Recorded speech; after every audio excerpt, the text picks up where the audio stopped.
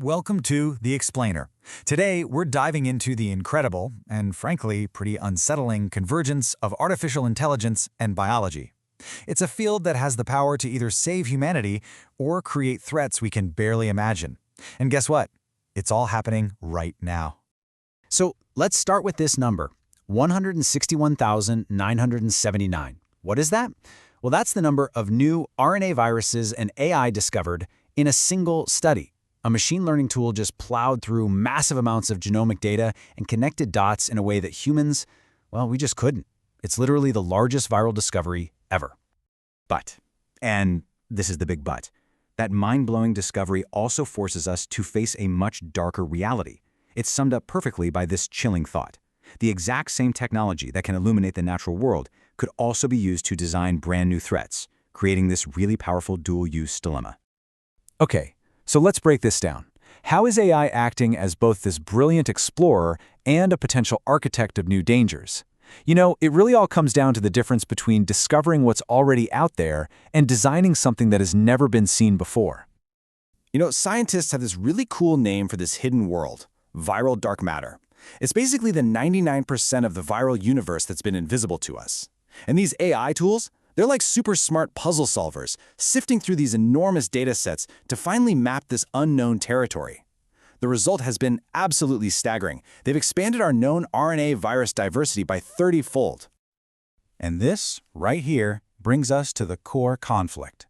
On the one hand, you've got AI as an explorer, just cataloging nature. But on the other, you have AI as an architect, using what it's learned about biological rules to design what could be. We're talking brand new proteins and viruses that have never existed.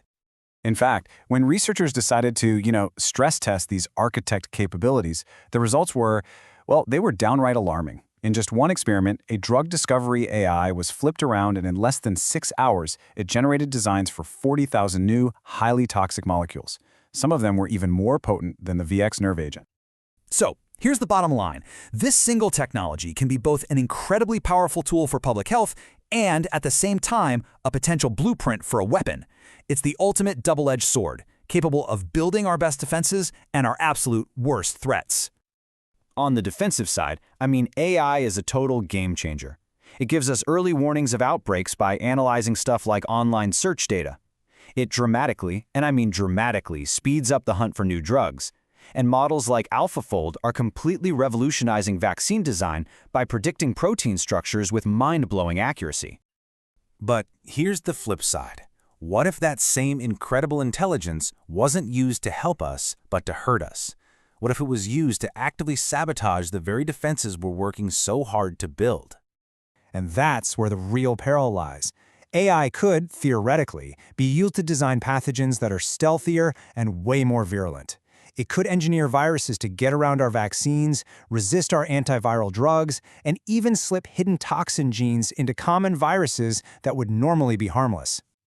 Okay, I know, all of this sounds absolutely terrifying, but we need to ground this in reality. The potential threat is huge, for sure, but what is actually possible right now, today?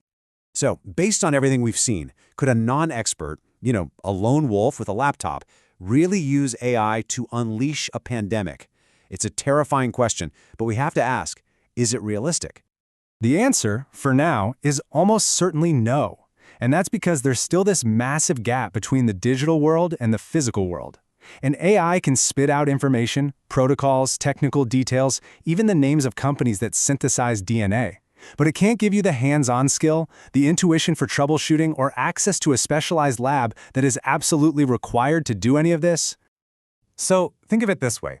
AI can give you a recipe, a really, really detailed one. But it can't give you the years of training, the gut instinct, and the specialized equipment of a master chef that you need to actually cook the dish. It makes getting dangerous knowledge easier, but it doesn't really lower the barrier to actually using it. So, while the immediate threat of a lone wolf is low, the pace of AI development is it's breathtaking. We have to start building the guardrails now. We need the rules of the road in place before the supercars arrive, because we can't afford to wait until the risk becomes a reality. And thankfully, experts agree on a proactive, multi-layered approach. This means building safety filters right into the AI tools, making sure companies screen the DNA they synthesize for dangerous sequences, and running red team exercises to find weak spots before the bad guys do. Ultimately, this isn't about slamming the brakes on innovation. Not at all. It's about making sure it proceeds safely. Because scientific progress and public safety, they aren't in conflict. They really do depend on each other. You can't truly have one without the other. As this technology just keeps getting more and more powerful, the central question isn't what AI can do anymore. It's what we should do. We are building one of the most powerful tools in human history. The responsibility for how it gets used is on us.